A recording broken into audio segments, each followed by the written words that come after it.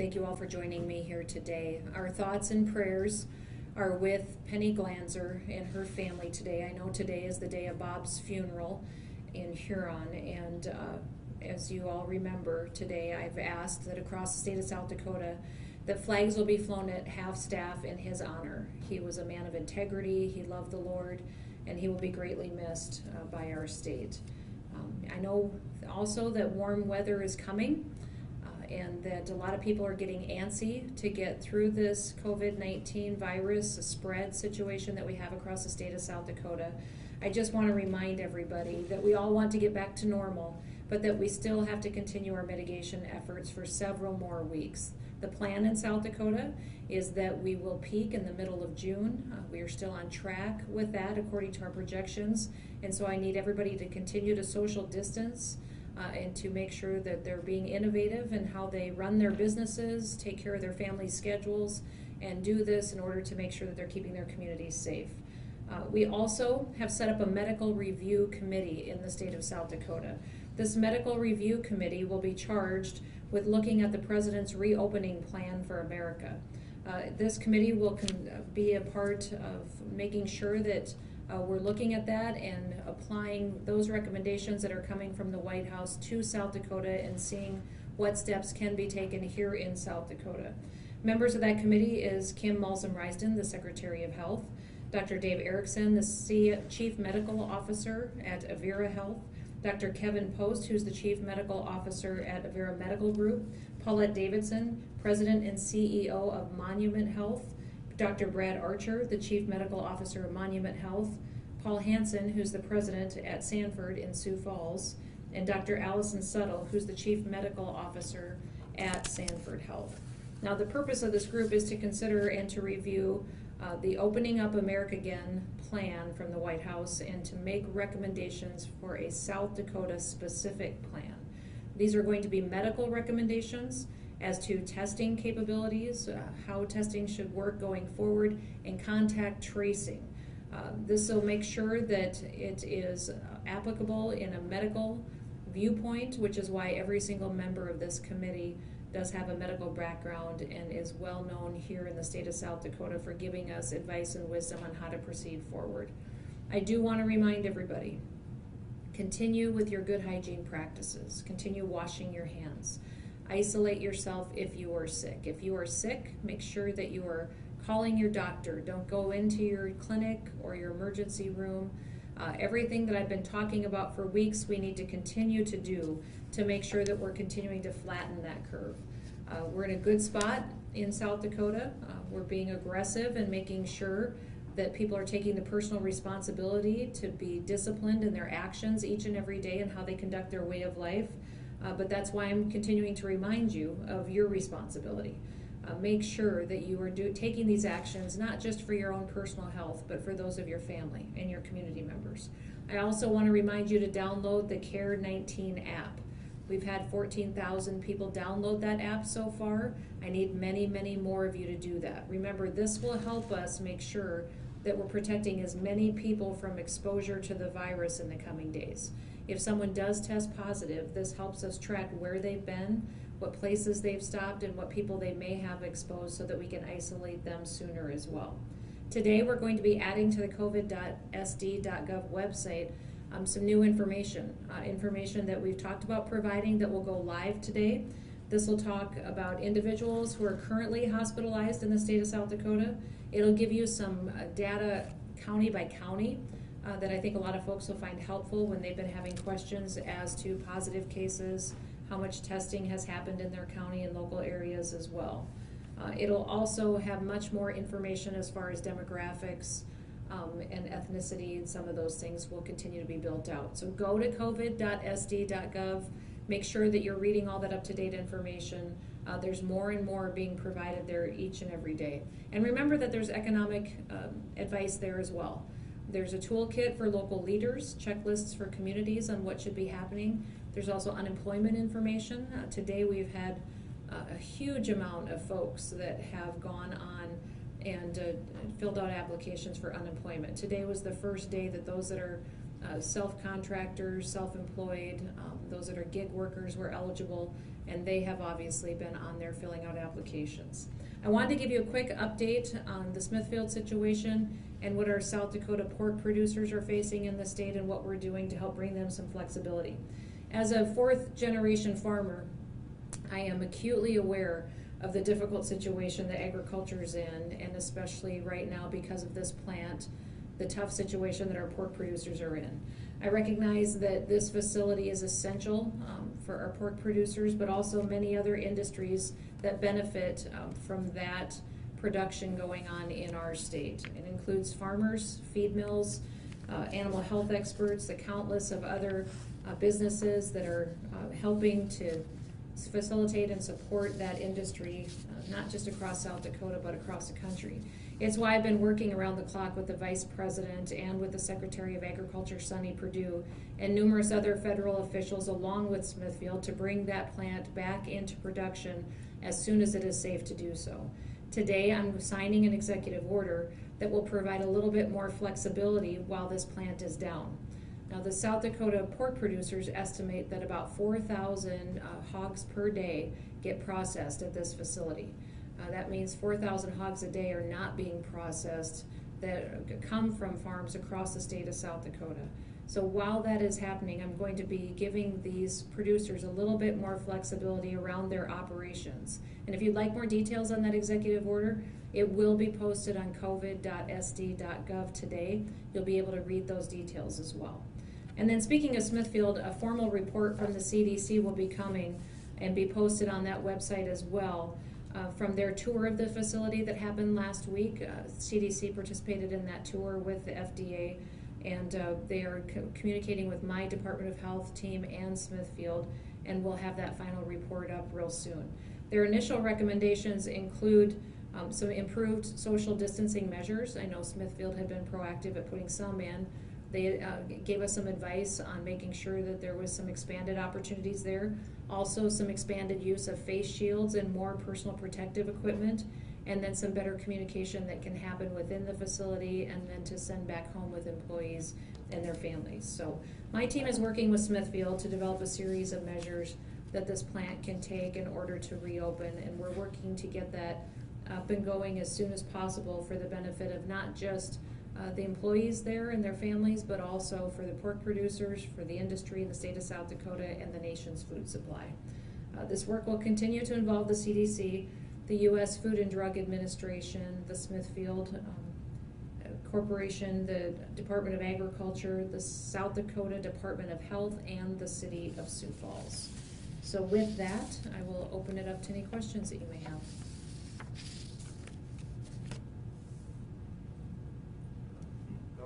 Go ahead, Bob. Bob Mercer with Kilowatt News. One of the questions that I've been asked to ask is whether you're focusing all on nursing homes and any special ed you're doing there. Yeah, we have been focusing a lot on nursing homes, and I'll let Kim speak specifically to that, but we identified them early on before the virus even got to South Dakota that would be an extremely vulnerable population for us, and that we needed to be proactive there. So I'll let Kim speak about that and the efforts the Department of Health has taken to communicate and work with our nursing homes, and then where we stand today there with that population. Thanks, Governor. So as the Governor indicated, the long-term care industry is a high priority for us. We know they obviously serve very vulnerable people, and so we've been working from the outset very closely with administrators, infection control personnel, folks that work on ordering to make sure that our nursing homes are well set up to handle the COVID crisis. Just within the last 2 days, we've been able to provide some federal funding to those facilities specifically to help them with their PPE needs, and so we're happy to be able to do that. We have regular calls, again, at the administrative level, infection control level, and we're able to provide technical assistance, when that's needed. We've also, we regularly interact with that group of providers from a regulatory standpoint, and so are able to kind of have those staff out and about. We did assessments, kind of readiness assessments of all facilities here several weeks ago, so that we could help those facilities identify, what steps they needed to take to be well positioned for this. So lots of work going on there. They're great partners for us, and so far they're doing the things that they need to do. If I could just follow up a second. Sure. One of the points that's been brought up through a person who communicated with our district was that Good Samaritan in Sioux Falls, they weren't following guidelines, weren't following recommendations. Do you have anything further on that? Yeah, I can't speak to any information that we have that would say they were not following guidelines. We have been in contact with the folks at Good Sam daily, including over the weekend, just to see kind of how things are going there. They are in the process of doing very aggressive testing, which would be indicated in a situation where you have, the potential for cases, so that people can be isolated and quarantined if necessary to stop that spread, and make sure that we're minimizing any impact to the residents there or to families at home. So we know aggressive testing is happening, and whenever we aggressively test, it's not uncommon to see more cases come through. Certainly the use of PPE is going to be very, very important. Screening of employees is important. All indications are that the Good Sam folks are doing what they should be doing, also kind of cohorting people so that folks aren't risking spreading the disease to folks that maybe don't have it at this point. Governor, President Trump, Patrick County in South Mhm. Dakota, President Trump this morning said he would have a phone call with the nation's governor, his second since Thursday, talking about testing and capacity. Assuming you were on the call, could you tell us a little bit about that? Well, I had a call for about 2 hours this morning with the vice president. I'm thinking we will probably have one a little bit later on this week with the president. And it did. It talked a lot about some information for what we have for testing capacity in the state of South Dakota, which we do have more capacity and machines that are across the state. What my communication has been with the administration is I can have the machines, but I need the supplies to run the machines. And so I've been actively advocating for the supplies specific to the equipment that we have here in South Dakota. So they did send us, Abbott ID machines, but we have no supplies to actually run tests through them. So that is, especially in light of the situation we have with hotspots, in order to adequately address those and aggressively go after situations like that, I have to have the supplies available. And so we're continuously working with the administration to secure the supplies that we need to use the capacity that we have in place, but also working with the outside sources and private suppliers. We're working with them. We've specifically reached out to Abbott themselves, asking them for supplies, also alternative suppliers, anybody who might have a connection to other resources. We've been working all angles to get it, but we are testing. We are doing well. I would like to be a lot more aggressive, and so that's why I'm continuing to advocate for more supplies. So that's been my message to the vice president was, while we have the vast majority of the state is doing very well, we do have concerns in areas of the state that are hotspots, and we are aggressively testing there, and obviously I'll do more when I get more supplies.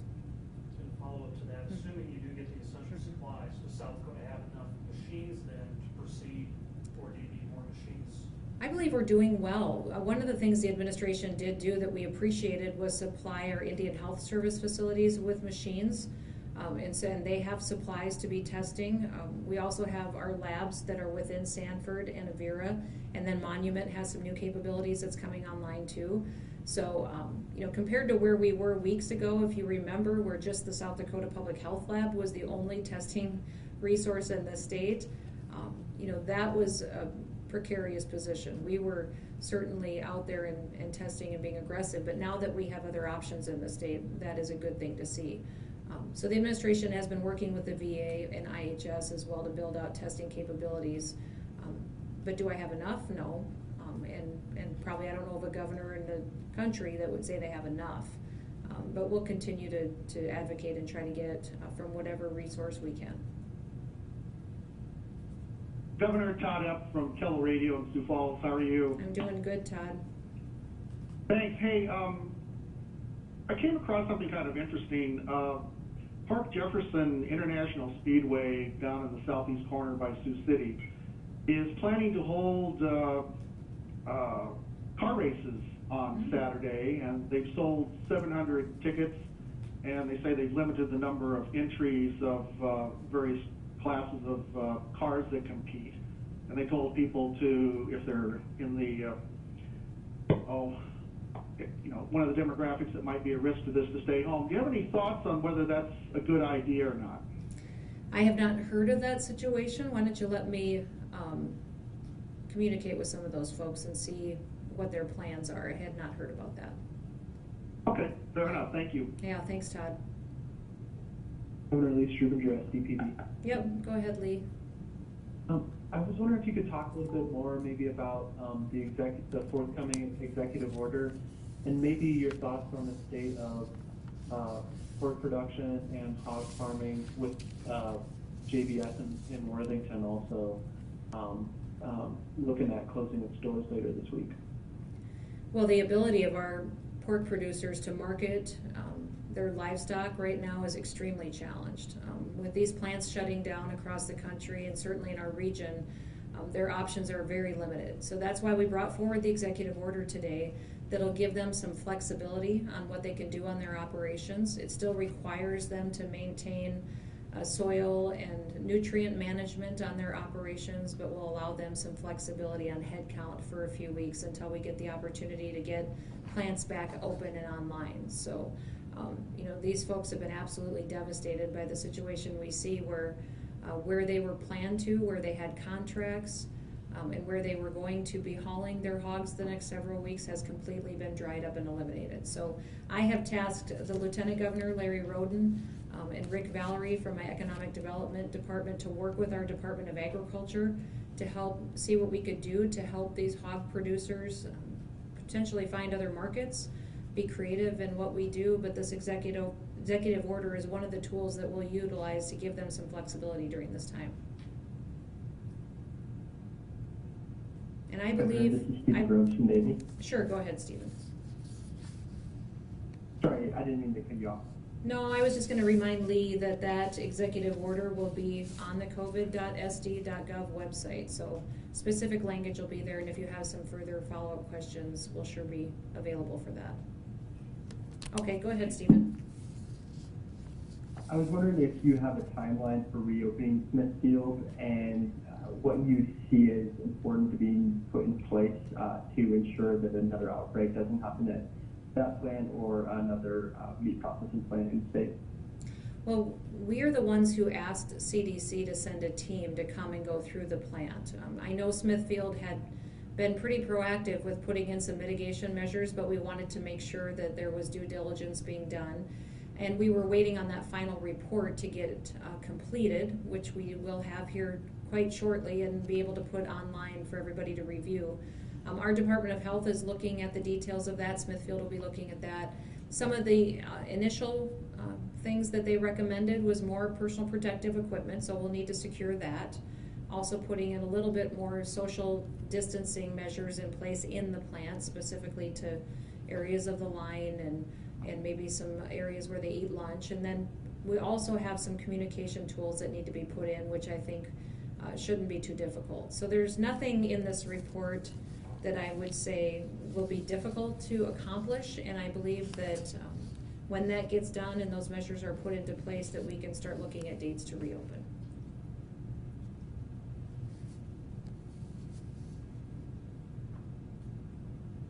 Governor Seth Tucker of Public Broadcasting. Yep, go ahead, Seth. I was just going to ask, in the last few days, Avera and Monument Health have both acknowledged hundreds of furloughs of employees. Just wondering if you're worried about that as far as hospital readiness, and if there's any kind of relief out there already, or that could be coming from Congress or anywhere that would help some of these, the health systems retain some of these employees at full staff. I am concerned about it, and I think it's largely can be attributed to the fact that there's no elective procedures going on right now to preserve the personal protective equipment that we need to fight the virus, and that's really what these health systems are feeling. I do know these folks will be right back as soon as we need them, and there's patients that are in their facilities, so I appreciate that. I do think it is doing economic harm to these families, though, and so we've been talking to the systems for weeks about this and the ramifications of consequences of decisions that would be made, and working with them to make sure that their folks will be stable and financially make it through these next couple of weeks until their services are back online. But there is some dollars in the stimulus packages that came through Congress. The hospitals will be receiving money directly from the federal government that doesn't come through the state, and I know some of them are utilizing some of those resources to help these employees. But that really will be specific to guidance, and frankly, Seth, we just haven't gotten a lot of guidance on how to spend those federal dollars yet. We've been asking the administration for that, to give us, what the regulations will be around those dollars, and I'm guessing our hospital systems are in the same boat, that they don't necessarily have the right guidance that they need to know what's appropriate spending for those dollars and what isn't.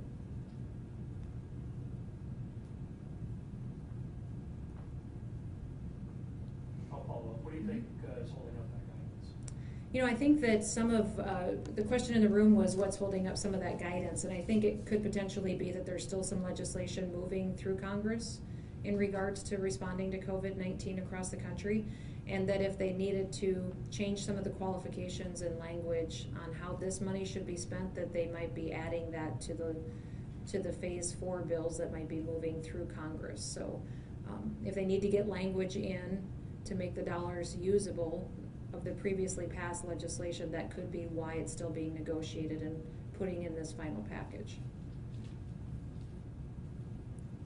And we're continuing to work with our congressional delegation. You guys have heard me talk before about my concerns about revenue loss for the state of South Dakota. We're on the front lines of responding to this virus and the damage that it's doing to people's health, to the public, and to our economy. And we've had dramatic revenue losses to businesses across the state of South Dakota. While they've been impacted, also it's impacting city funding and state funding.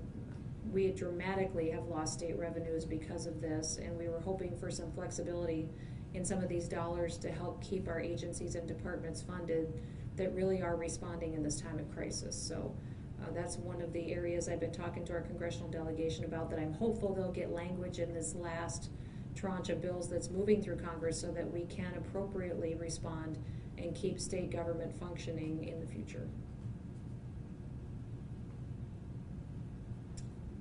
Any further questions? Governor, this is Kelda Ferris with the American News in Aberdeen. Yep, go ahead, Kelda. Yes, when we spoke on Friday, you said that there was a Department of Health team coming up to our Dakota Ranch beef plant, and I was wondering if you could comment on any of their findings or what their purpose was at that plant, as well as if the CDC and what happened at Smithfield, if anything differently, will be conveyed to these other plants so the same thing doesn't happen. Kelda, this is Kim Alston-Risden. When we talked about this earlier today with the media, I would just reiterate that the intent of the visit on Friday to the Dakota beef plant was a proactive measure to help them make sure that they're doing whatever they can to help minimize the spread of COVID in their facility. Again, this is not a hot spot. This is a single case at this point, and so we just want to help employers across the state do what they can do to help keep their employees safe. There were a few different people on the tour to help provide suggestions, and we'll continue to have that dialogue with Dakota and other employers so that we're all pulling together and doing what we can do to minimize the spread. Okay. Any final questions? Okay, thank you. Talk to you tomorrow.